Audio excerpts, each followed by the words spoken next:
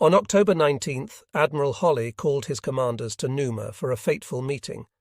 Much as he wanted to fight, there was no way he could win if the commanders were as depressed about the prospects as Admiral Gormley had been.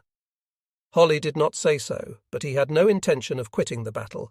But he must find out the strengths of his command and be prepared to change, if necessary, ruthlessly and without warning. One by one. The commanders came into Numa on October 20th, and General Vandergrift came from Guadalcanal.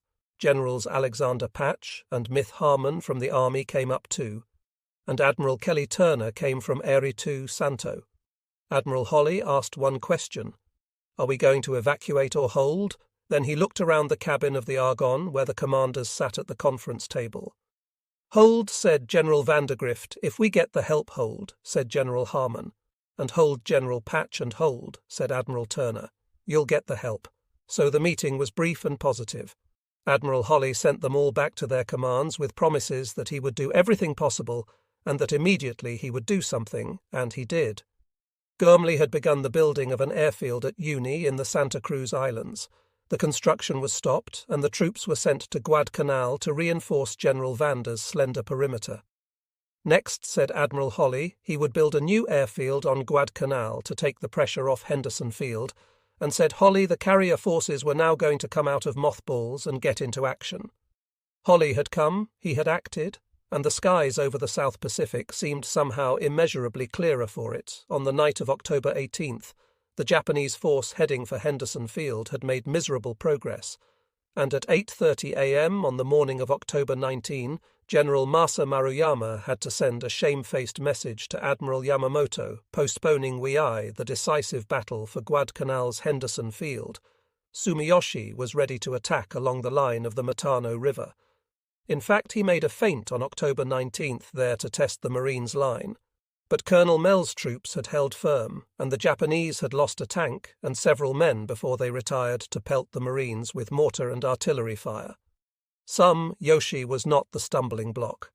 The trouble lay with the two-pronged drive that was aimed at the envelopment of Henderson Field. Major General Kawaguchi was to lead the eastern prong and Major General Yumo Nasu the western prong, but on the night of the October 19th, it was apparent that they would never be in position by morning to strike, and it would take them at least 2 more days to hack their way through the jungle. Even so, they were forced to leave much of their heavy equipment and their heavy guns behind, because the steep mountain trails simply would not accommodate such weight. So General Adal Maruyama set October 22nd as W Day, and Admiral Yamamoto had kept his end of the bargain. The new airfield he had ordered for Buen was completed, and 30 new Zero fighters were moved down there, cutting in half their flying time to Guadalcanal. His ships were ready, except Admiral Kaka's flagship, the carrier Hayo, which suddenly developed a deficiency in her engines. She had been designed as a tanker and converted on the ways to a carrier, but her power plant had never been adjusted for the extra weight. Admiral Kakuta decided he might have to transfer his flag to the carrier Juno and send Hio back to True to see what could be done with her, that would reduce the Japanese carrier force from 5 to 4 against the American 2. The 11th Air Fleet also did its part, and on October 20th, a force of 30 Zos swept down from Buen and into the skies above Henderson Field. The Japanese Army artillery was also doing its part. Shells kept falling on the Henderson Field main airstrip, so that it was unusable. The fighter strip had still not been located by the artillery, and any shells that fell there were accidental, so the F-4Fs got into the air and fought the Zeros, and when the usual Rabul bomber raiders came over at noon, 16 Bettys and another 18 Zeros, they fought them too. During 2.5 months of air fighting on Guadalcanal, there had been one development that worked for the Americans over this long period, operating against such geographical odds. The Japanese had sacrificed many pilots, and most of the highly trained Navy fighter pilots were gone. That meant the new crop of Zeros was manned by young men without experience, and every day the F-4F pilots gained in experience and in confidence. Joe Foss, who was as confident as any man, told his pilots to get in and dogfight with the Zeros 2 months earlier. That advice probably would have cost F and his wingmates their lives, but in October they were able to dive, turn and maneuver with the Japanese, and win much of the time there had been no change in the aircraft of either side, and on October 20th the Japanese lost 3 bombers and 4 fighters, while the Americans lost 3 planes, and at least temporarily 2 pilots at Espiritu Santo. Admiral Fitt was sending up as much gas as he could by any means possible. He commandeered 2 mine layers the south, and the Hovey had them loaded with 175 drums each, and sent them to Guadalcanal. As the barges came in, they were unloaded, and then sent back hastily to Espiritu Santo. For another load, the barge towed by the tug Vero, on the day the Meredith was sunk, was discovered floating in the channel, and brought to shore. It held 2,000 drums of aviation gas, about a 10-day supply for the Cactus Air Force. Again, on October 21st, Admiral Kusaka 11 STH Air Fleet did its job from Rabaul. Came the usual noon raid. Only 7 Bettys this time, escorted by 20 fighters. The Americans shot down 6 fighters and the anti-aircraft guns down to bomber, whereas 2 American planes were lost in view of the activity along the Matanikau River. The P-400AS were sent on ground strafing missions that day, and they claimed to have destroyed 2 anti-aircraft batteries on that night of October 21st. General Sossi's troops were probing again along the river.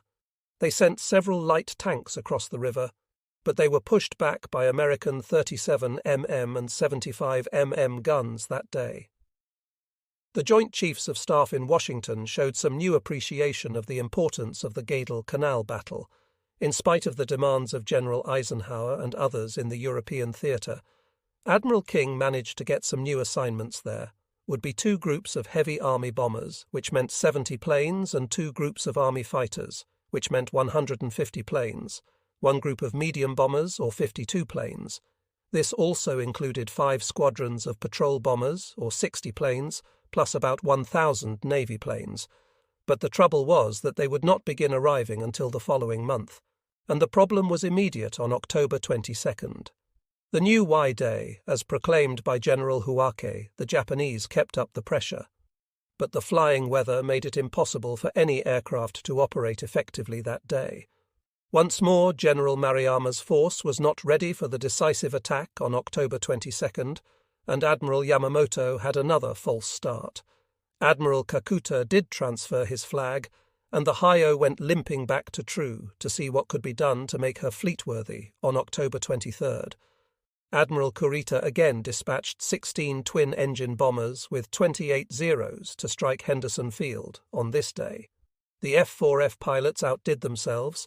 They put up 3 8-plane flights of F-4Fs and 4 P-39S, and they went after the Zeros in dogfights. No matter the violation of Navy fighter doctrine, the planes suffered. 1 F-4F was virtually destroyed in the air, although the pilot got back safely, and 7 others were damaged. But the pilots all came back that day, and they claimed 20 as a figure that, as usual with pilots, was more effusive than accurate, but the Marines on the line in Guadalcanal could. Attest to the smoke plumes that followed zero after zero down to the ground, and the explosions that sent clouds of flame and smoke above the island. When the planes hit, 1 Japanese pilot parachuted from his burning plane and floated down behind the Japanese lines. Once again, Admiral Kitt's 11th Air Fleet had made the maximum effort called for in the battle orders from Admiral Yamamoto. Once again, the Surface Fleet had word at the last moment to hold up, for the ground troops were not ready. The new date set for the all-out attack was October 24th, and Admiral Yamamoto's search planes had been keeping good track of United States Admiral Oulay's Task Force 64 built around the battleship Washington and the cruiser Atlanta. That day, Ching Lee was about to move out to meet Admiral Scott and his cruiser force. They would patrol south of Guadalcanal, but be prepared to move up and engage any enemy force trying to run through the slot. Admiral Y. Yamamoto was concerned because the Americans were doing just what he did, and they had managed to conceal from him the whereabouts of their carrier force. It had been a long time since his planes had sighted a carrier, and he did not at this point know how many he might be facing. In fact, on October 23rd, the American carriers were 1,000 m southwest of the Japanese fleet, just below the New Herds. Admiral Murray still commanded the Hornet and Admiral Kink the Enterprise, but with Admiral Holly in command of the South Pacific forces, He, in effect, was the commander of the carriers, and he issued specific orders to the two groups. They were to run along the new headies around the Santa Cruz Islands and then head southwest to cover Guadalcanal on October 23rd. Admiral Holly also had several American submarines at his disposal, unlike during the previous months, and he put them out on patrol in the waters northeast and west of Guadalcanal to watch for the Japanese fleet on the morning of October 24th. The Japanese troops who had been assigned the pincers operation against Henderson Field were still struggling to reach their jumping-off place for the major attack. General Sumyoshi's troops attacked again, believing that the major assault had begun. The Marines called for artillery and air support, and the field guns began to work over an area on a ridge, and Army planes came in to bomb and strafe. General Sumiyoshi was stalled again. General Maruyama's 2nd Division of the 17th Army had marched for 10 days, but they had made only a little more than 10 miles progress. By that morning the terrain had been unbelievable, up one steep ridge, down into a gulch, over the stream that flowed there, back up another ridge, and down again, all the while cutting through the dense mass of trees, bushes, thorns and creepers that were slippery and wet. The Japanese soldiers' canvas and rubber shoes slipped on the rotten jungle floor, and hauling the heavy equipment across gullies and 3 major streams had been exhausting work late on the morning of October 24th.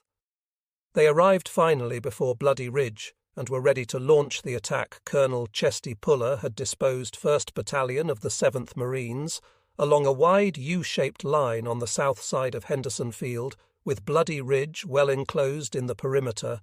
The Marines were dug in along the edge of the jungle, and the west bank of the Tanaroo River. The Army's 164th Infantry Regiment was posted at the end of the river line, with 1 battalion in reserve during the past week. While they had been waiting, the Marines had hacked out fields of fire across the tall grass that led out south from the jungle. They had strung barbed wire and put an outpost patrol of about 50 Marines on the top of the grassy hill, 3,000 yards ahead of the line. The outpost and the Marine pickets were connected to the main line by lengths of string that could be pulled to announce the coming of the enemy along the barbed wire the Marines had hung bits of. With hand grenades and recaptured it, the misinformation about the capture of the airfield had caused Admiral Yamamoto to put the fleet in motion. His battle plan called for the Eth fleet to move immediately down to a point 150 miles northwest of Guadalcanal, and the 2nd Fleet to move to a point equidistant from the island on the northeast. Meanwhile, Rear Admiral Tamotsu Tama's destroyer Squadron 4 would advance to Guadalcanal to support General Maruyama's troops with gunfire where necessary. Although the brief message had been sent claiming the capture of Henderson Field on the afternoon of October 24th, Admiral Nagumo was not at all sure. He had suffered nothing but disappointment since the debacle at Midway, and now in his cabin aboard the Shikaku, he wondered if the Army really had managed to take the airfield. Nothing more had been heard since that one message that day. One of the Admiral's radio men, who read English, had copied down a United Press radiogram. The United Press was still serving many clients in the Pacific War, or no war, including newspapers in Australia, and those periodicals received the service by radio every day. In the United Press report of October 24, the operator had noted a story from Hawaii indicating that the United States Navy was preparing for a major sea battle in the South Pacific. It could have been pure propaganda, of course, but the operator took it down and delivered it to the Nagumo staff. The Admiral also had kept track of all the sightings of United States warships in the past 2 weeks, and they added up to a powerful fleet of at least 2 carriers, probably 3 battleships, perhaps 8 cruisers, anywhere from 15 to 20 destroyers, plus SE plane tenders and other unidentified ships. But in the past week the search planes had completely lost track of the American carriers, and Nagumo, having learned at Midway that it was never wise to make any assumptions as to the whereabouts of the enemy, was a worried man. He became more concerned when the radio operators reported large numbers of coded messages in the air, and that meant that the American forces were up to some action. What Nagumo's staff was getting was the spate of messages sent out by Admiral Holly in the reorganization of the South Pacific forces for the battle that was obviously coming up. One of Nagumo's staff officers suggested that he send a message to Combined Fleet, raising some of these worries.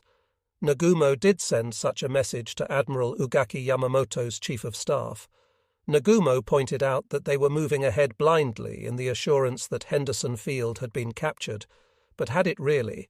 And where were the American carriers? Nagumo suggested that they stop moving south until they had some definite word about the enemy. When Admiral Yamamoto received that message from his chief of staff, he was in no mood to listen.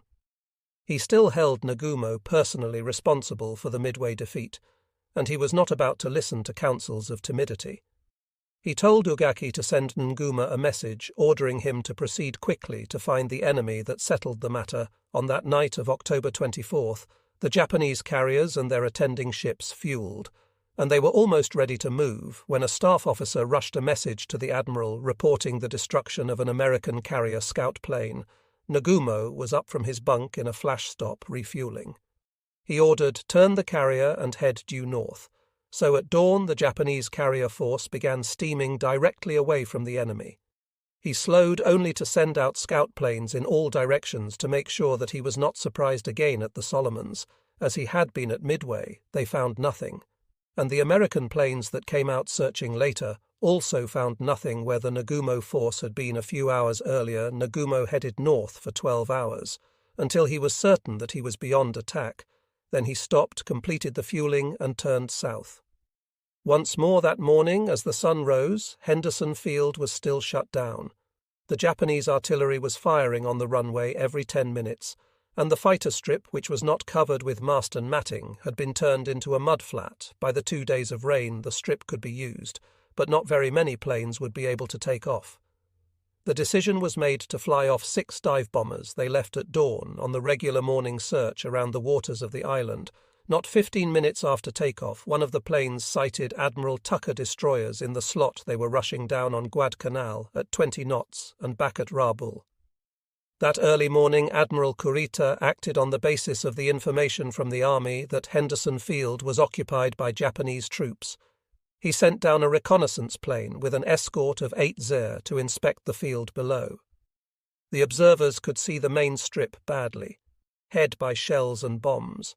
They saw many wrecked aircraft around the perimeter, and some that looked whole but no Ples Rose in the air. The big twin-engine bomber came down low and made a long, slow sweep along the length of the central runway, and then came along the fighter runway right down on the deck as the Japanese plane came winging over. Every gun on Henderson Field was firing at it, and at the end of the runway the plane pulled up as if to gain altitude, then suddenly dropped one wing and dove straight into the ground to explode, with what to the Marines was a most satisfying roar. The Zer heroes circled above, keeping the American planes down, or so they thought. What was actually keeping the American fighters grounded was the state of the runway. It would take several hours of baking sun to dry out the mud. 2 hours later, the fighter pilots decided the field was dry enough to support takeoffs.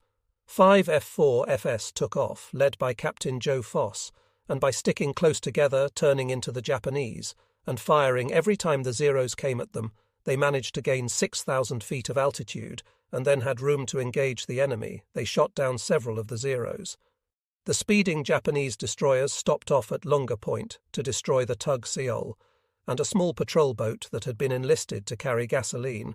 2 old 4-stack destroyers carrying supplies were very nearly caught at Longa Point, but managed to escape under the cover of an air attack against Admiral Tama's ships by a handful of fighters from Henderson Field.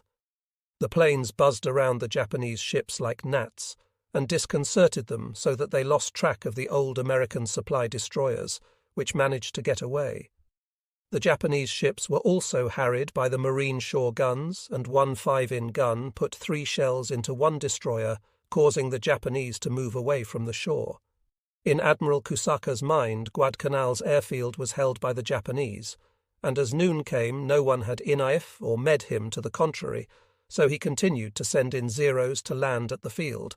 Not being able to land, they circled around and engaged the Americans as they took off and landed. The rate of attrition on both sides, washy that day at noon. A group of 5 dive bombers took off from the half-dried field to attack the Japanese ships in the slot.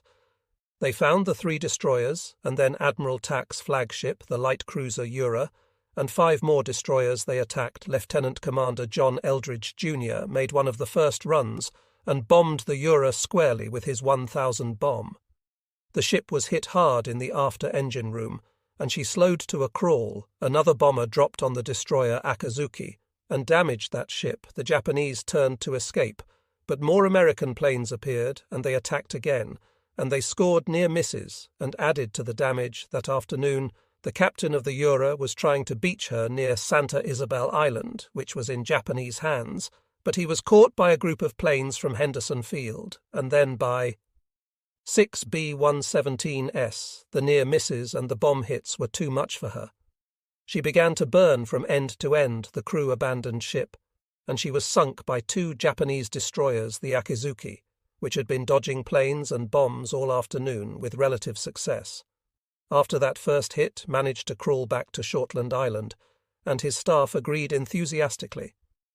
In a few moments the signal blinkers of the flagship began to work, and all ships turn 180 degrees, steered speed 24 knots, course 360 degrees, the Japanese Third Fleet. The main carrier striking force of the combined fleet was heading due north directly away from the enemy. It consisted of the carriers Shikaku and Zuikaku, the light carrier Zuo, and a screen of war's hips south.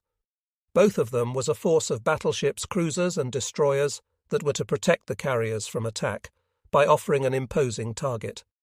Admiral Nagumo, who had not seen the attacking planes, had assumed that they were from a carrier, and that at any moment he might feel the weight of an enemy airstrike, but the minutes passed, and then the hours, and nothing happened on hearing that the carriers were moving. North Admiral Kondo, commander of the Second Fleet, also turned around and headed north. Kondo's ships and Mars were then a little less than 200 m from the American carriers, and 100 mil from each other. Kondo's force consisted of 2 battleships, 5 cruisers-destroyers, and the carrier Junor, commanded by Rear Admiral Kakui Kakuda. Admiral Kinkaid's carrier force was concentrated unlike the Japanese force. The Enterprise Kinkaid's flagship was accompanied by 4 cruisers and 6 destroyers. The Hornet was screened by more ships, but altogether the 2 Japanese fleets heavily outnumbered the American in a surface battle. They would have an enormous advantage in an air battle. They would have an advantage too, because the Japanese carriers mounted 212 planes, and the Americans only 172.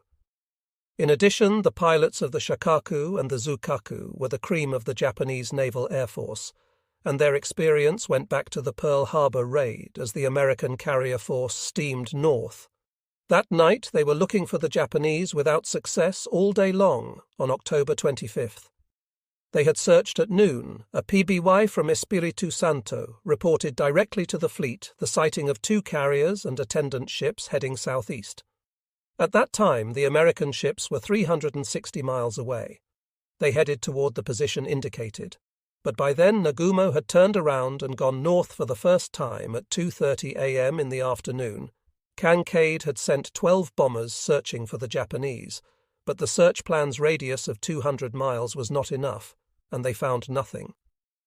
An hour later, Kinkaid sent off an attack in the hope that these planes would find the Japanese carriers if the others had not a dozen dive bombers. 6 torpedo planes and 11 fighters took off from the Enterprise, but at the end of their radius they found nothing, and when they returned, darkness had fallen, and the Americans witnessed an example of the tragedy of their training tactics. 7 aircraft and 1 pilot were lost as the planes tried desperately to make unfamiliar night landings. The Enterprise's Air Group 10 was the first of the new crop of Navy pilots to get through training in the United States and be assigned to the Pacific. The American fleet was west of the Santa Cruz Islands, north of the New Heath, and southeast of the Solomons. Admiral Kinkaid headed north at 20 knots, and so during the night after Nagumo turned north for the second time, the Japanese kept the distance between the fleets. The PB kept contact with the Japanese carriers at 1 o'clock in the morning. 1 PBY reported enemy and gave coordinates, but which enemy Kinkaid wanted the carriers he waited that night as they moved north at 3 o'clock. One of the PBY reported on the enemy and mentioned the carriers, and the report went back to Espiritu Santo. But there, once again, American communications failed, and the report was delayed in reaching Admiral Kincaid until 5 o'clock. All night long, a striking force of bombers and fighters from the Hornet's experienced air group was waiting for the word to attack. It did not come back at New Mayor Admiral Holly was at his desk reading the dispatches, and he saw the report of the PBY. He sent out a single message to all ships, which said, "Attack, repeat, attack." There could be no question in Admiral Kincaid's mind as to what was wanted this day, although the sun would not rise for another half-hour at 5:12 a.m. Admiral Kincaid launched an air search of 16 dive bombers carrying the usual 500B bombs. He had lost an invaluable 2-hour advantage through the communications confusion. An hour earlier, the Japanese battleship group had moved. The credit must go to Admiral Hiroaki Abe, commander of the battleships that had been interposed between the carrier striking force and the probable position of the Americans at 415. Abe launched 7 float planes to search for the enemy, and his staff agreed enthusiastically. In a few moments the signal blinkers of the flagship began to work, and all ships turned 180 degrees starboard speed 24 knots, course 360 degrees, the Japanese Third Fleet. The main carrier, striking for force of the combined fleet, was heading due north directly away from the enemy. It consisted of the carriers Shakaku and Zuikaku, the light carrier Zuo, and a screen of war's hips south of them was a force of battleships, cruisers, and destroyers that were to protect the carriers from attack by offering an imposing target. Admiral Nagumo, who had not seen the attacking planes, had assumed that they were from a carrier and that at any moment he might feel the weight of an enemy airstrike. But the minutes passed, and then the hours, and nothing happened on hearing that the carriers were moving. North Admiral Kondo, commander of the Second Fleet, also turned around and headed north. Kondo's ships and Martiar's were then a little less than 200 miles from the American carriers and 100 miles from each other. Kondo's force consisted of 2 battleships, 5 cruisers-destroyers, and the carrier Juno, commanded by Rear Admiral Kakuyui Kakuda. Admiral Kincaid's carrier force was concentrated unlike the Japanese force. The Enterprise Kincaid's flagship was accompanied by 4 cruisers and 6 destroyers. The Hornet was screened by more ships, but altogether the 2 Japanese fleets heavily outnumbered the American in a surface battle.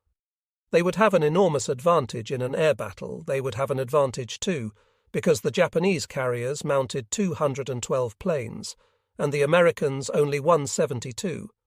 In addition, the pilots of the Shukaku and the Zuikaku were the cream of the Japanese Naval Air Force, and their experience went back to the Pearl Harbor raid, as the American carrier force steamed north. That night they were looking for the Japanese without success all day long, on October 25th. They had searched at noon. A PBY from Espiritu Santo reported directly to the fleet the sighting of 2 carriers and attendant ships heading southeast. At that time the American ships were 360 miles away. They headed toward the position indicated. But by then Nagumo had turned around and gone north for the first time. At 2:30 a.m. in the afternoon, Kincaid had sent 12 bombers searching for the Japanese, but the search plane's radius of 200 miles was not enough, and they found nothing. An hour later, Quinca sent off an attack in the hope that these planes would find the Japan carriers if the others had not a dozen dive bombers. 6 torpedo planes and 11 fighters took off from the Enterprise, but at the end of their radius they found nothing, and when they returned, darkness had fallen, and the Americans witnessed an example of the tragedy of their training tactics. 7 aircraft and 1 pilot were lost as the planes tried desperately to make unfamiliar night landings. The Enterprise's Air Group 10 was the first of the new crop of Navy pilots to get through training in the United States and be assigned to the Pacific. The American fleet was west of the Santa Cruz Islands, north of the New Hees, and southeast of the Solomons. Admiral Kincaid headed north at 20 knots, and so during the night after Nagumo turned north for the second time, the Japanese kept the distance between the fleets. The P kept contact with the Japanese carriers at 1 o'clock in the morning. 1 PBY reported enemy and gave coordinate but which enemy Kincaid wanted the carriers. He waited that night as they moved north at 3 o'clock, One of the PB reported on the enemy and mentioned the carriers, and the report went back to Espiritu Santo, but there once again American communications failed, and the report was delayed in reaching Admiral King Kai until 5 o'clock all night long. A striking force of bombers and fighters from the Hornet's experienced air group was waiting for the word to attack, did not come back at Niue. Admiral Holly was at his desk reading the dispatches, and he saw the report of the PBY. He sent out a single message to all ships, which said, "Attack, repeat attack." There could be no question in Admiral Kincaid's mind as to what was wanted this day.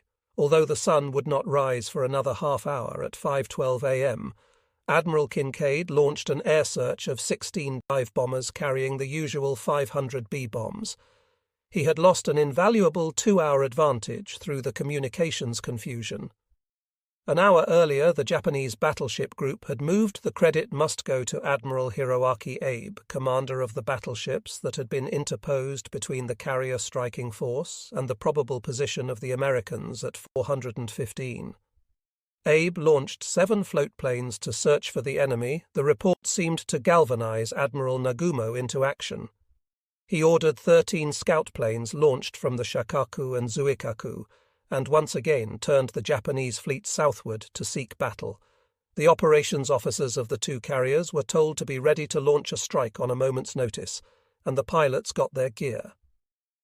Admiral Nagumo donned his uniform complete with white gloves and left his cabin to go to the bridge by 5:30 a.m. in the morning, as the sun shed a growing light on the South Pacific. The PLS of the opposing fleets were fanned out, search fog for each other. The American dive bombers were searching in pairs, about 85 mil out from the Enterprise. 2 of her planes spotted a Japanese bomber heading toward their carrier. The planes were piloted by Lieutenant V.W. Welch and Lieutenant Bruce McGraw. No one had instructed them to break off a search pattern to attack an enemy plane even so close to the ships, so they didn't, and flew on the Japanese plane, took their reverse course, and soon found the Enterprise.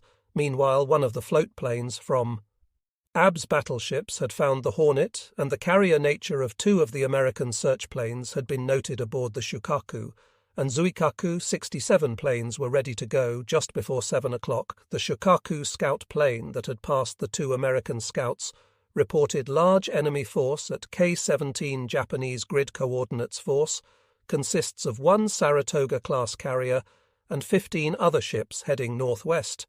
Admiral Nagumo felt relieved and justified when he plotted the American position and found it was only 210 m away and northeast of him. If he had continued to run south on the 25th, instead of turning around twice, he told his staff they most certainly would have been trapped by the enemy. If the reasoning was specious, it nevertheless restored his confidence, and he was swift to act. Within 12 minutes, the airstrike was leaving the Japanese carrier decks.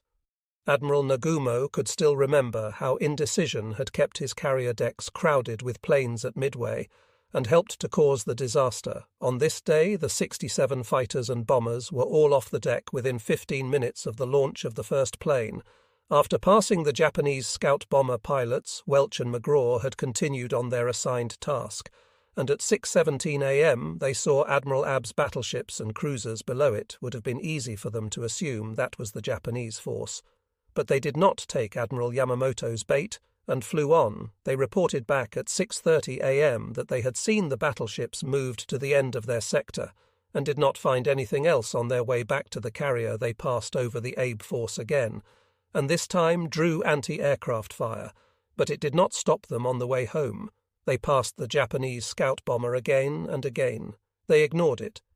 This time it would have made no difference. The damage was done when the bomber had sighted the Enterprise at 6:50 a.m. as the Japanese scout bomber was reporting to Admiral Nagumo. On the discovery of the Enterprise, 2 American scout bombers discovered the Japanese carriers to the west of the Americans they attacked, but were attacked in turn by the Japanese fighters of the Combat Air Patrol and escaped by ducking into clouds. 2 other American scouts, who had found nothing in their search, heard the American broadcast to the Enterprise and came over to join the attack on the Japanese carriers. Lieutenant Stockton Strong and Enan Charles Irvine came through the clouds undetected, and before the Combat Air Patrol could intercept them, they had bombed the Zuo.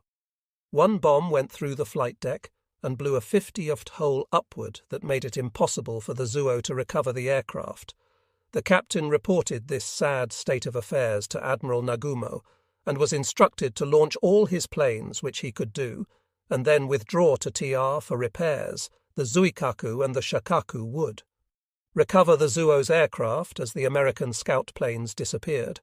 Admiral Nagumo was already ordering up the second airstrike. The American planes claimed to have destroyed 7 Zeros in this and other attacks, and the SBDs were extremely fortunate that day because every one of them made it back to the Enterprise following the 6:50 a.m. report by 2 pilots about the position of the Japanese carriers. It was a full half-hour before the 2 American carriers were able to launch planes. The Hornet launched 6 torpedo planes, 15 dive bombers, and 8 fighters. Another half-hour later, 8 a.m., the Enterprise launched 3 torpedo planes, 8 dive bombers, and another 8 fighters. The Hornet launched a second airstrike at 8:15 a.m., this time 9 dive bombers, 9 torpedo bombers, and 7 fighters. So the Americans had 73 planes in the air. But the Japanese soon had many more: a second strike from the 3 Nagumo carriers, and a separate airstrike from Admiral Kutas Junor, even though that carrier was 330 miles away from the American fleet. To the Americans at that period of the war, 330 miles was an impossible distance. The United States planes could not make a 660 m round trip. So here the Japanese had a great advantage that persisted through much of the Pacific War. Kakuta was not worried by the distance in the first place. He was heading toward the enemy with his carrier, which would decrease the distance of the return flight, and if the planes got in trouble, he assumed they could land on the Shakaku and Zuikaku, not being party to the information that those carriers were already committed to take on the Zuo aircraft. The 2 enemy air attack groups passed one another in the air. The Americans did not turn aside from their appointed task, and the Japanese fighters had the advantage of sun and altitude. The Japanese force first saw the Hornet's dive bombers, but by the time the Japanese leader realized that these were enemy planes, they had gone by. 5 minutes later, the integrated Japanese force encountered the 19 planes of the Enterprise. So new to combat were the Enterprise pilots that they were completely unprepared for a fight in the air before they reached their targets. Several of the TBF pilots had not turned on their radio transmitters. Several of the fighter pilots had not charged their guns, which meant they could not fire them. The torpedo bombers were flying at 6,000 feet and climbing slowly at 7,000 feet. The F-4Fs were idling along to keep pace with the slower TBF bombers, and no one seemed to be keeping the sort of lookout that would protect them. The Japanese fighter contingent from the Zuo was closest, and those 9 Zeros came down out of the sun to attack in the first pass. They shot down 2 torpedo bombers and damaged 2 others so badly they never got back to their carrier. The F-4Fs committed the fatal error. Compartments and machinery. A torpedo plane that had dropped its torpedo came in, was hit by anti-aircraft fire, and the pilot steered his plane into the ship to explode near the No. 1 elevator shaft and start another bad fire. The gunners of the carrier were having a field day, and they counted a dozen planes they had sent into the sea, but their carrier was dead. The other ships formed a circular screen around the Hornet, and some of the destroyers came alongside to train their hoses on the fires, even though the carrier had a list of 8 degrees to starboard, and rolled heavily, endangering the destroyer superstructures. As the Hornet group fought the fires, the Enterprise was coming under Japanese attack. In the beginning, at 9 o'clock, it seemed that she might escape because she went into a rain squall, and the Japanese planes could not see her. The dive bombers that had already started their attacks completely lost track of the carrier, but soon enough she came out of the squall, and just then a torpedo wake appeared near the Enterprise.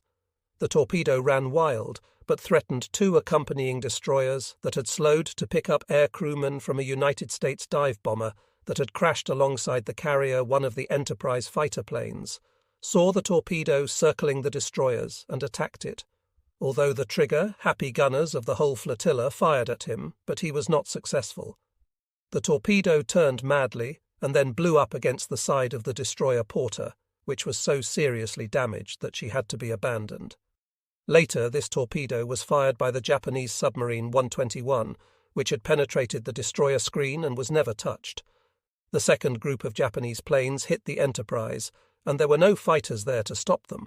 But the South Dakota and the cruiser San Juan had 5-in anti-aircraft guns among them, plus scores of 40 guns. Plane after plane came into attack, and was shot down to fall in the sea, trailing smoke and explode or sink like a rock. The South Dakota gunners enthusiastically claimed 26 planes, although there were only 20 in the attacking group, but that meant that several guns were after the same plane at the same time the score was high enough, as the observers could see from the smoke plumes and crashing planes. The Japanese pilots, however, did not falter. They came in on the heels of their dying comrades and tried to find the openings. One dive bomber put a bomb through the Enterprise's flight deck.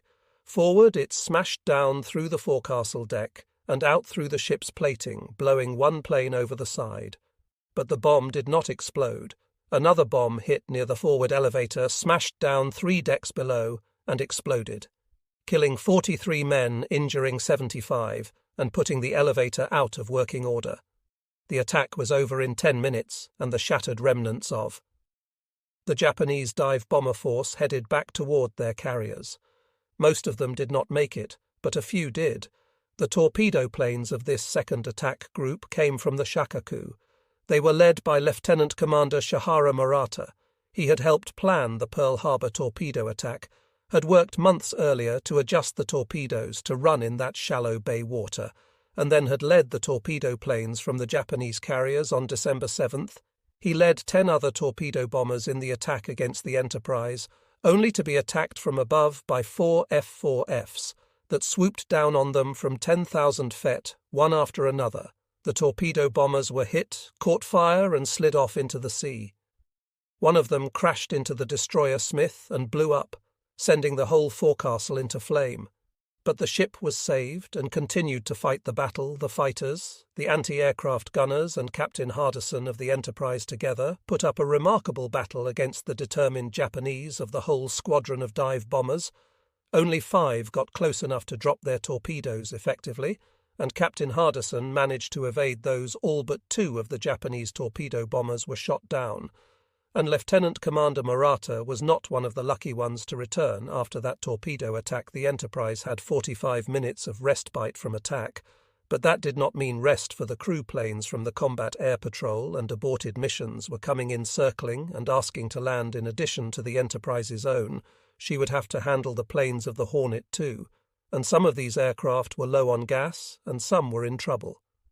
The Ares plane handlers and the others on the flight deck scurried about with the damage control parties trying to get the flight deck into shape to handle land landings up above. The sky was clouding over, and the cover obscured the arrival of the Uno's attack group. Admiral Kakuta had sent out 18 dive bombers and 12 Zeros.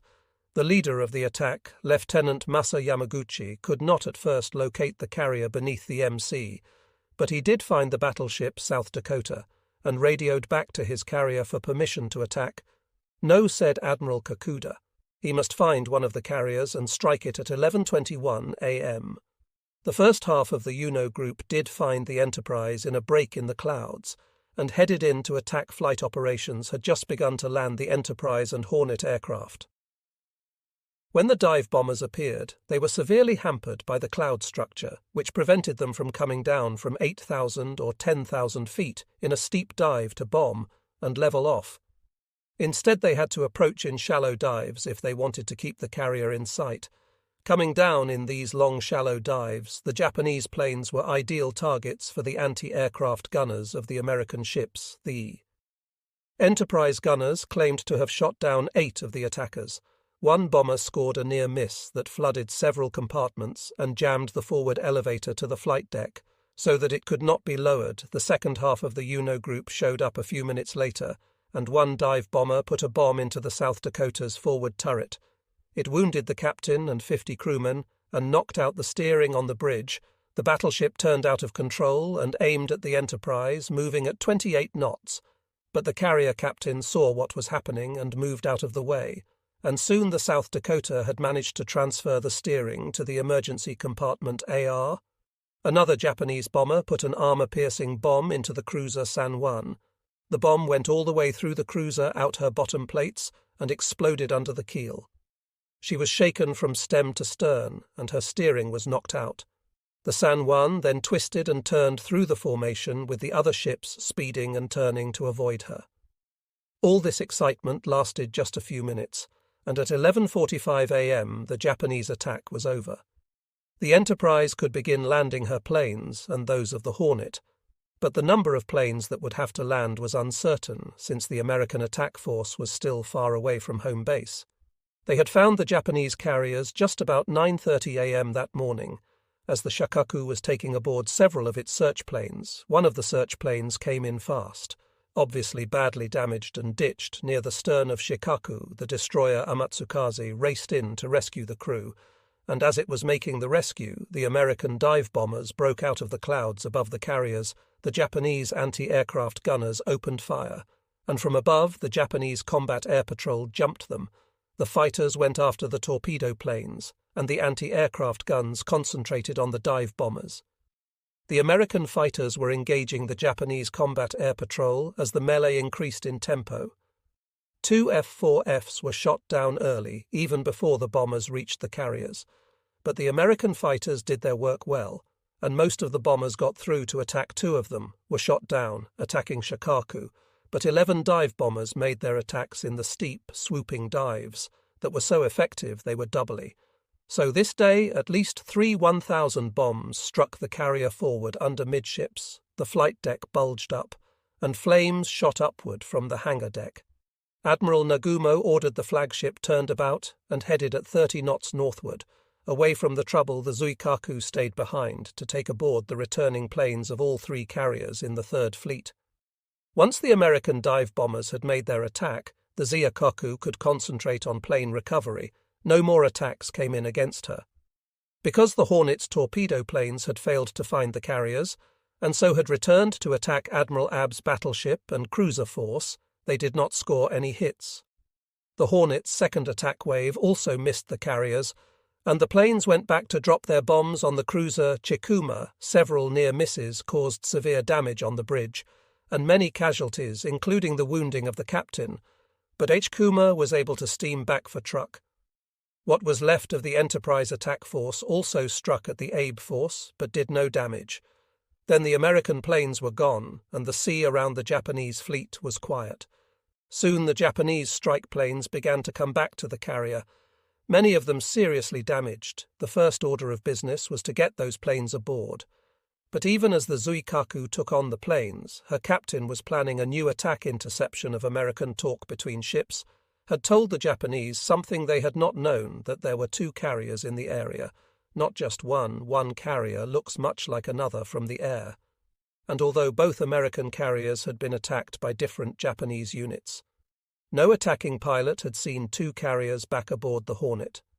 The crew was fighting the fires and had them under control by 10 o'clock that morning. Down below, the engineers managed to connect 3 working boilers up to the undamaged engine room, and the cruiser Northampton came alongside. To tow just then, a single straggler from the Japanese dive bomber force appeared and attacked, stopping all salvage activity as it was fought off, and its bomb fell into the sea by 11:30 a.m. The salvage had begun again, and the Hornet was being towed by the Northampton. Then came a jerk, and the tow line parted. It was 1:30 a.m. in the afternoon before a heavier cable was rigged, and the tow began again. All this while the Enterprise was busy with the battle. The enemy air attack had ended just after 12:30 a.m., but that was not all the task force had to worry about. Apparently I-21 was still firing torpedoes, because the cruiser Portland reported narrowly escaping 4 wakes. A little later the San Juan sighted a periscope and turned sharply to starboard to avoid torpedoes. Then the sea quieted down, and the Enterprise began recovering PLS. The Japanese, however, were not through with the carriers. Yet at 1:15 a.m. the Junio launched its second attack group, which consisted of her entire torpedo squadron of 9 planes with an escort of 5 Zeros, plus the 6 remaining dive bombers and 9 more Zeros. The flight leader, Lieutenant Yoshiaki Irakin, was instructed to attack a damaged carrier at 3 o'clock in the afternoon. He sighted a damaged carrier, and the torpedo planes attacked 20 minutes later. The dive bombers came in but did not inflict any damage, nor were any planes lost, and no air cover begun retiring at high speed at about 2 o'clock, fearing a new Japanese air attack while one of his elevators was not operating and the decks were jammed with fighters and bombers. Had Admiral Holly personally been conducting this operation, perhaps the story would have been different. But Admiral Kinkaid refused to provide the air cover, although he continued to mount flight operations all afternoon, partly to protect his own carrier, and partly to send the Hornets dive bombers off to Espiritu Santo to relieve the crowding on the decks of the Enterprise. Even so, the congestion was not too severe because the Americans had lost nearly 70 planes that day. The men of the Hornet were furious with Kinkaid for abandoning them, but Kinkaid had the last operational American carrier in the Pacific, and if it were lost, the Japanese could have a field day. Admiral Nagumo did not realize this fact and withdrew in the Shikaku, leaving the Zuikaku to pick up the pieces for the Japanese. Their plane lost were even more severe 100 planes in the various attacks, but back at TR, Admiral Yamamoto saw what was happening as he read the dispatches, just as Admiral Holly saw as he read his. That afternoon, Admiral Murray had to decide what to do with the Hornet. As he moved away, Admiral Kinkaid had put the whole responsibility in Murray's hands, when he also told Holly Am retiring southward high could tell the extent of the disaster Hornet dead in the water under tow more plane attacks. The Porter torpedoed the Enterprise damaged. It added up to defeat, and High was not surprised later that afternoon when Admiral Murray reported 2 more air attacks won by twin-engine bombers that must have come from Rabu, and more bomb hits on the Hornet just before 4 o'clock. The carrier was attacked again by 6 bombers and took another bomb on the flight deck without air cover. Without power, Admiral Murray saw no way that he could save the ship from a constant series of air attacks that could do nothing but cause more casualties. He ordered the ship abandoned at 5 o'clock that afternoon. His judgment was justified when 6 fighters and 4 bombers from Juneau dropped another bomb on the ship. But by dark, all living men of the carrier crew were off and aboard other vessels. She had lost 111 dead and 108 men had been wounded. Admiral Kinkaid gave the order for the destruction of the carrier, and the destroyer Mustin stood a mile away and fired 8 torpedoes at her, one after the other. Again, the American High Command was to have evidence of the American torpedo performance. 2 of the torpedoes ran wild and did not hit the carrier at all, and 3 simply did not hit, and no one knew why, whereas 3 did strike the carrier and explode, but she did not sink at 7:20 a.m. that night. The destroyer Anderson fired 8 more torpedoes, 6 hit, but 2 were duds still.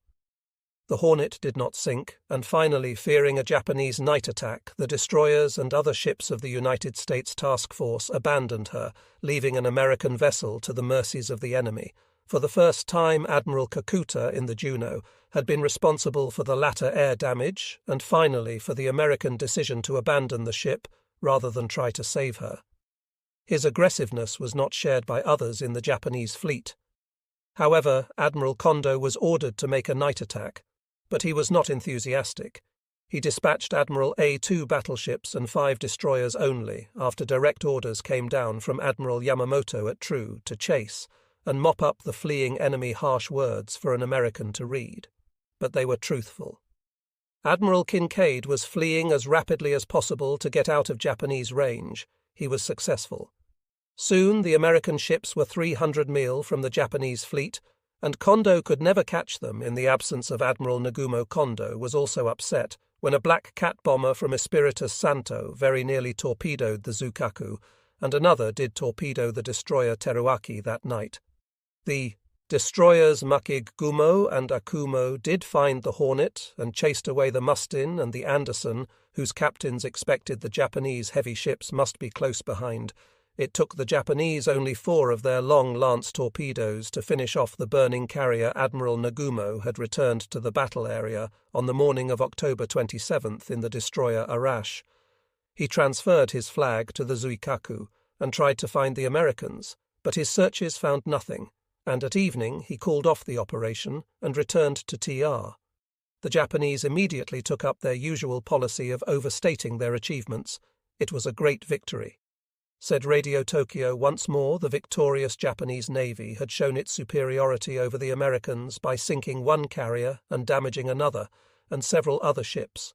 Nothing was said about the damages to Shokaku that would keep her tied up for months, or those to the carrier Zuo. Yet it really was a Japanese victory and a worse American defeat.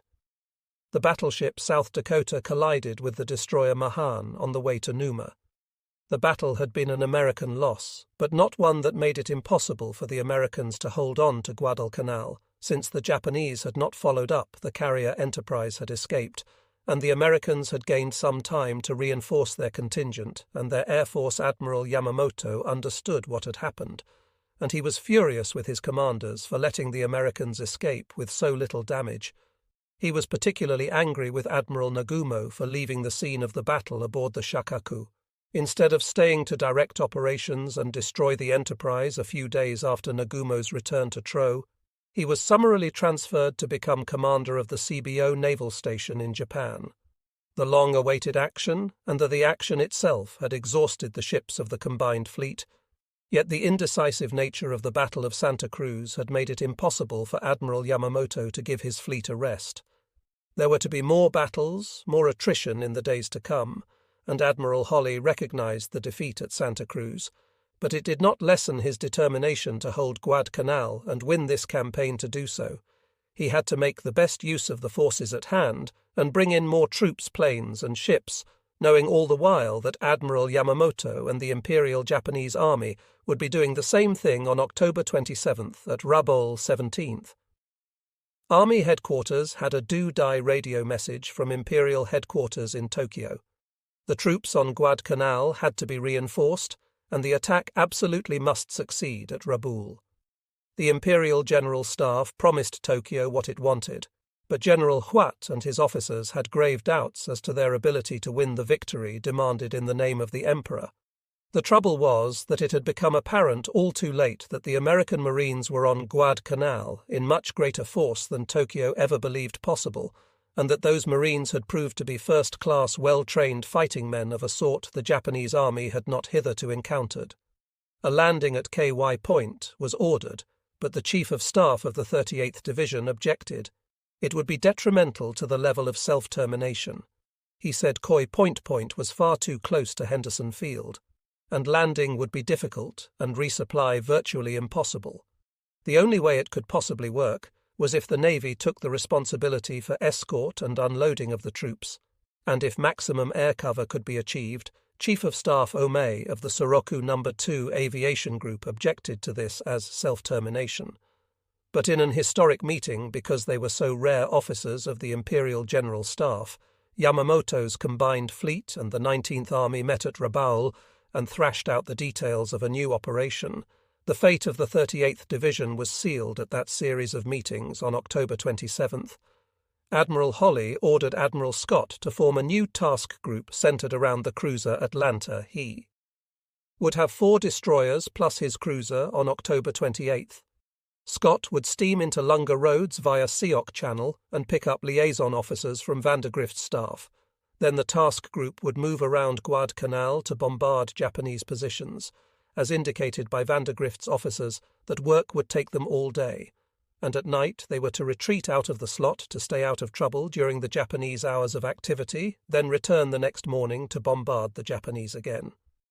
Holly's next step was to ask General MacArthur for a maximum bombing effort day and night against Japanese shipping around Banville, for it was from this area and the Shortlands that the resupply and reinforcement of Japanese troop units originated on Guadalcanal.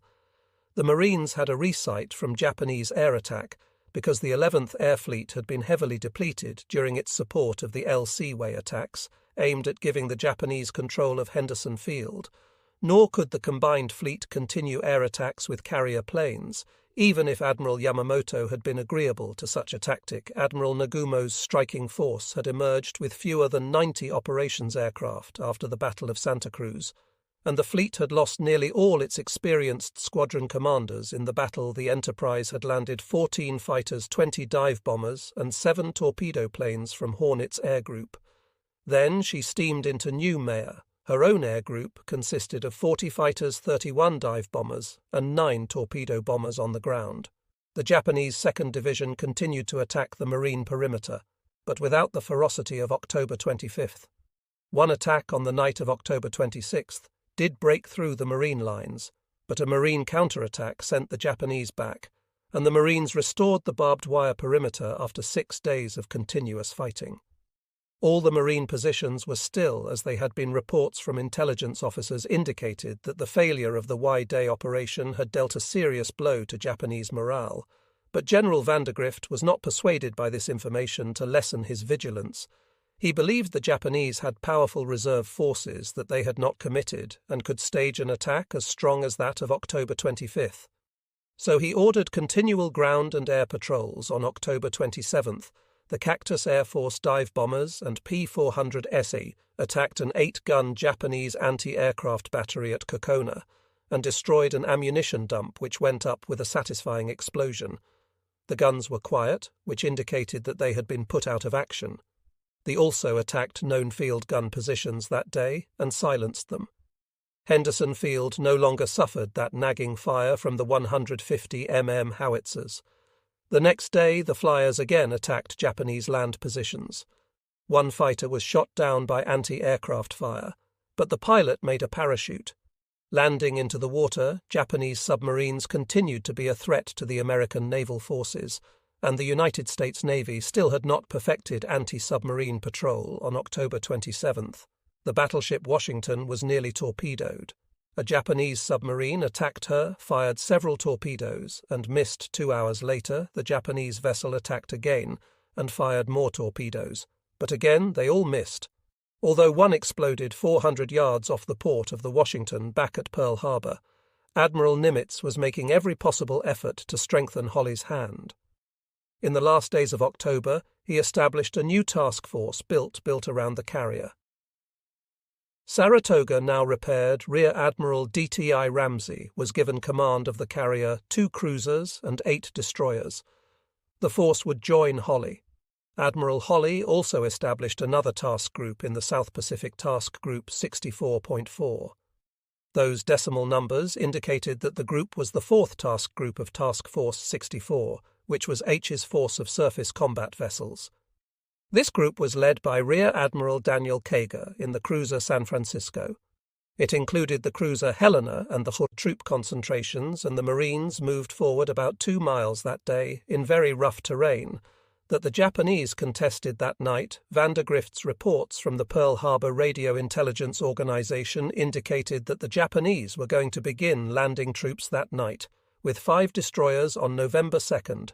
The American attack west of the Matanikau River progressed, but slowly the Japanese fought hard, and one Japanese stronghold west of Point Cruz stopped the Marines they had to mass to take the position, which included a 170 mm gun, 6 37 mm guns, and many machine guns. It took most of the day, but they did it, and then began moving forward once more. The planes of the Cactus Air Force maintained fighter patrols, and the bombers and Army P-39S carried out troop support missions. 2 fighters were lost that day in operational accidents, and 3 dive bombers went out to attack an enemy task force of a cruiser and a number of destroyers, and did not come back. That was ominous. Also, another dive bomber reported seeing a destroyer near Simona at 9:30 a.m. that night. That plane also failed to return on the morning of November 3rd. General Vandergrift learned that 5 Japanese destroyers had landed many troops east of Kip Point. The Marines also later discovered what had happened to the bombers that had taken off to intercept the Japanese. They had fallen victim to the bad weather, and all had crashed in a dreadful storm that hit the islands that night. When the general learned of the new landings, he sent the message to Colonel Carlson and his raiders. They would not be brought out, and they were to stay at Aola Bay, and 2 more companies would join them. Major John Mather of the Australian Army was attached to the battalion, and he brought native scouts who knew the island. Every night the Japanese landed more troops, for Admiral Yamamoto's plan was completed on November 6th. The Navy would land the 38th Army Infantry Division and the 8th Special Naval Landing Force with heavy weapons and supplies. This would be largely accomplished by November 12th, on the night of November 12th. 2 battleships would bombard Henderson Field on the night of the 13th, the last of the troops would be landed, and a strong force of cruisers would bombard the airfield for this operation.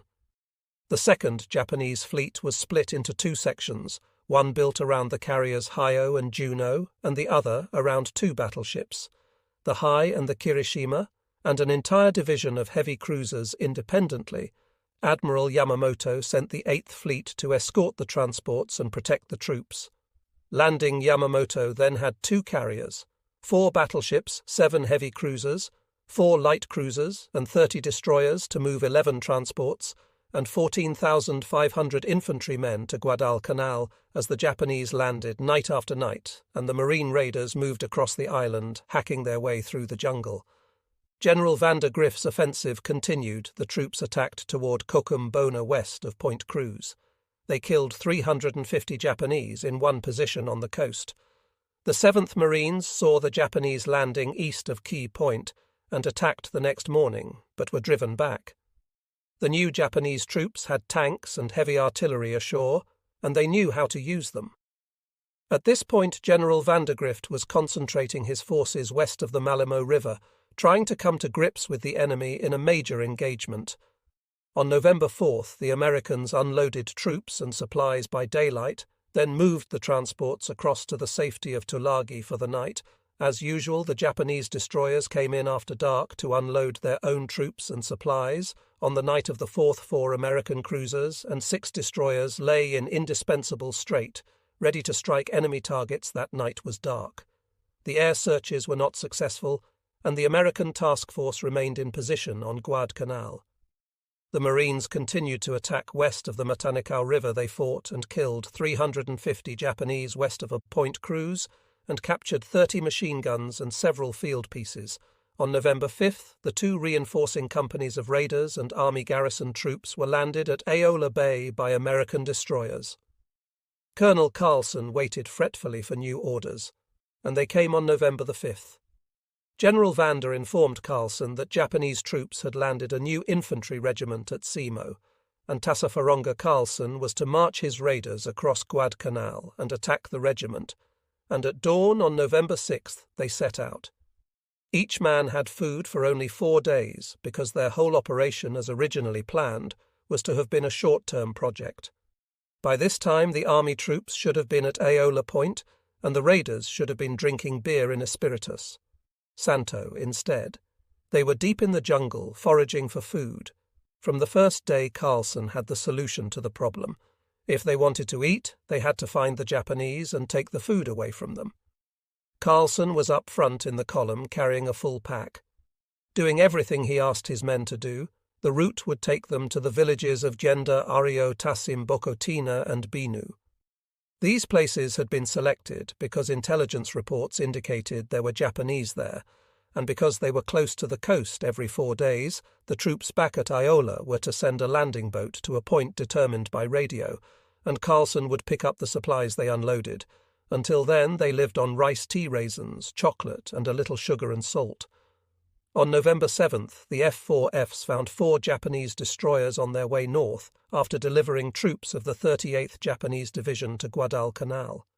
They strafed the ships and dropped 100 B bombs on them, scoring some hits, but not stopping. The ship's 3 planes were shot down very early in the morning.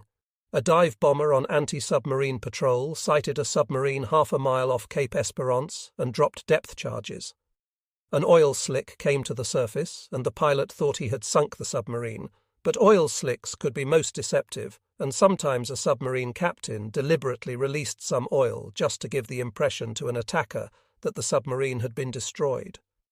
The submarine's survival was proven later that morning when it torpedoed the transport Majaba. That ship had been carrying ammunition, but fortunately for the Americans, the explosives had all been unloaded. The Majaba was beached at the mouth of the Tanaru River. These days, Admiral Hai was moving his ships around rapidly. He was trying to come to grips with the Japanese destroyers and covering cruisers that kept running down the slot every night to deliver troops, while he also tried to maintain a strong protective force of cruisers and destroyers. This was done to accompany his own transports that brought the 8th Marines and their supplies to Guadalcanal on November 8th. The Americans continued to advance, and the Japanese fell back, but the day's action was not spectacular, and at night on the sea there was more activity. A number of PT boats had been brought down to Tulagi, and every night they set out to find the Japanese destroyers that came down the slot. 3 PT boats encountered 2 destroyers in the slot that night between Savu Island and Cape Esperance. They fired 5 torpedoes and claimed 1 hit on a destroyer. 1 PT boat returned with a 5-inch shell hole in its hull, but no men were hurt. The Japanese were having their troubles, and the air battles of W-Day had so depleted the 11th Air Fleet that there were not enough Zero fighters left at Rabaul to cover the destroyers on their runs down the slot. The little field at Buan was virtually deserted, and the air strength that did exist consisted of a number of SE plane fighters at the eastern end of Bougainville, but most of these had been shot down by the F-4Fs in the first week of November on November 7th. The main body of the 38th Japanese Army Division arrived at the Shortland base. 5 destroyers were sent to Guadalcanal carrying 600 troops and Lieutenant General Tadayoshi Sano at mid-afternoon on their way south. They were attacked by F-4FS dive bombers and torpedo planes, but were not hurt at night as they came to Guadalcanal. They were attacked by 4 PT boats, but again drove them off and landed their troops. The Japanese submarines still moved around the island without much fear. On November 8th, 1 submarine torpedoed the transport Edgar Allan Poe, and then came to the surface and shelled the ship. The Poe did not sink, but was taken under tow for Numa, but by now the Americans were learning how to combat submarines, and they had formed hunter-killer groups which consisted of destroyers and destroyer escorts working in close cooperation with bombing planes. One such group was sent to the area where the Poe had been torpedoed in the Guadalcanal jungle. The raiders reached Gender, but found no Japanese. There they went on to the second point REO. A native scout named Poe was leading the column, when suddenly a volley of rifle fire broke out from the jungle alongside the trail. Poe fell shot through both arms, and the raiders stopped and began circling to surround the enemy. One raider saw 5 Japanese soldiers in a little clearing. They turned and fired at the raider and then ran for the jungle. 2 were slow, and the Marines shot them down. The others escaped, and on November 9th the Carlson column reached Binyu. Where new orders awaited them, a Japanese force had landed near the Metapa River and had been trapped in a pocket by Marine and Army units. Carlson was to remain at Binyu and send scouts to determine the size and composition of the Japanese unit. On November 10th, Carlson sent a patrol to the lines of the 2nd Battalion of the 7th Marines and learned from them that the Japanese were boxed in, as reported. It was always safer to check out the information one received from higher authority that day.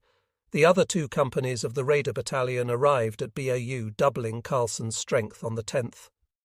General Vandergrift sensed the increasing Japanese resistance, although the Marines' advances on the west flank of their drive and on the east cleared Japanese positions near Tet.